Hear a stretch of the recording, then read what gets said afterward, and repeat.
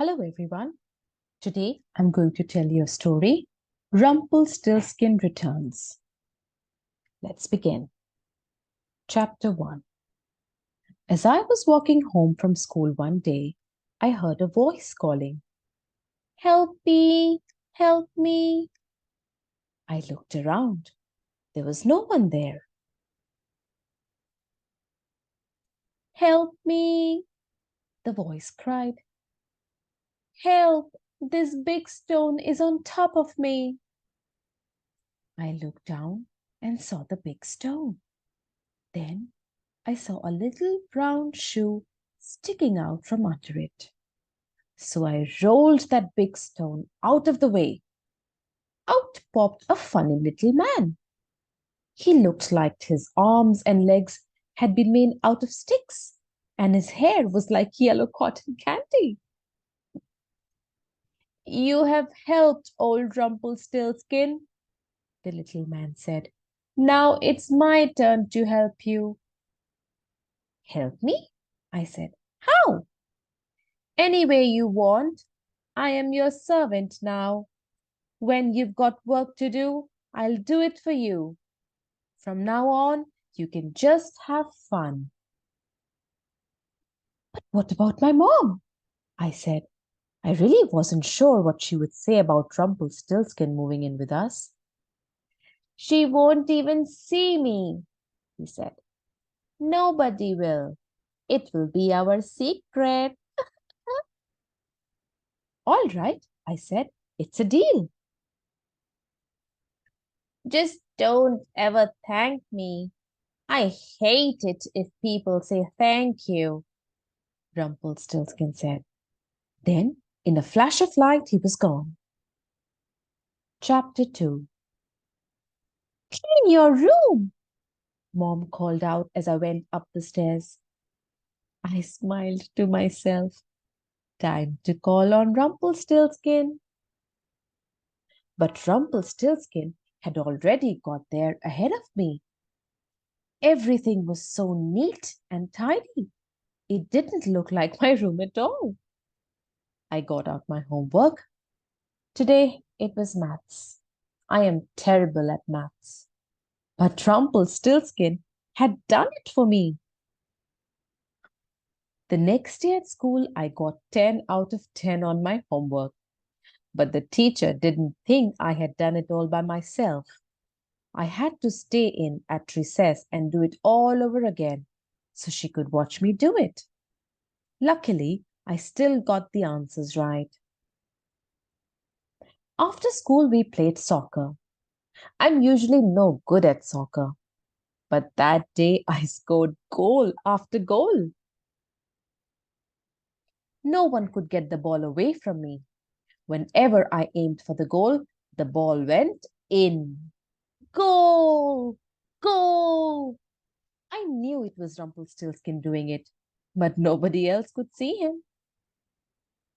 In the end, everyone got fed up and went home. I was angry, so I shouted out, "Rumpelstiltskin, I want a word with you. When I want your help, I'll ask for it." "No need to ask," he said. "I do all the work. You have all the fun. That was our deal." "Soccer is fun," I said. "It looked more like hard work to me," he replied. Chapter 3. Every day Rumpelstiltskin made my bed and cleaned my shoes. He tidied my room up and he did my homework. He weeded the garden and mowed the lawn. He did the dishes for Dad. He washed the car for Mum. My parents thought I was doing it all. They told all their friends about me, and I was at the top of the class. But nobody likes a show off. I was the teacher's pet, and I was losing all my friends. "Rumpelstiltskin," I yelled, "I don't want you to be my servant anymore." "You said I could be your servant if I wanted to," he said. "And I want to be your servant forever." "But I didn't want Rumpelstiltskin to be my servant forever and ever. What could I do? Chapter 4. There had to be something I could do by myself, something Rumpelstiltskin couldn't help me do. Maybe then he'd leave me alone. I thought about it. I thought and I thought. One day I had an idea. I entered a summer fun run. I'm a rotten runner. I knew I couldn't win, and Rumpelstiltskin couldn't make me. He'd have to pick me up and carry me if he had wanted me to win. Then people would see him. I didn't think he wanted that. Chapter 5. The day of the race came. The starter raised his pistol. Ready, set, go! Two of the runners tripped over their own feet. Someone had tied their laces together. Guess who? Then two runners started fighting. Each one said the other had punched him in the ribs. I knew who it really was. Another was stung by a wasp and had to go to the first aid tent. This didn't look good. I set off with the rest of the runners, following the signs down the path and into the woods. I passed runners who had lost a shoe in the mud and others who had sprained their ankles or tripped and scraped their knees. I saw signs swing around to point in the wrong direction, then swing back for me after the runners ahead had gone the wrong way. In the end, I stopped and sat down. Rumpelstiltskin, I yelled. I'm not moving until you promise to let me finish this race by myself. No more tricks. I can do this on my own. Thank you very much. I don't need any help from you. What did you say? Asked Rumpelstiltskin. You said, thank you very much. Didn't I tell you not to thank me? He yelled.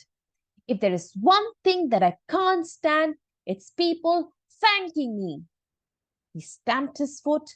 I won't be thanked. I won't, I won't, I won't. You will get no more help from me, Rumpelstiltskin, said Rumpelstiltskin. He started spinning around and around. You can tidy your own room and do your own homework, he yelled. He was spinning so fast now he was just a blur. Then, in a flash, he was gone. I could hear still him shouting at me. You will never see Rumpelstiltskin again. Thank you very much, I yelled back, just to make sure that I never did. The end. Hope you've enjoyed the story.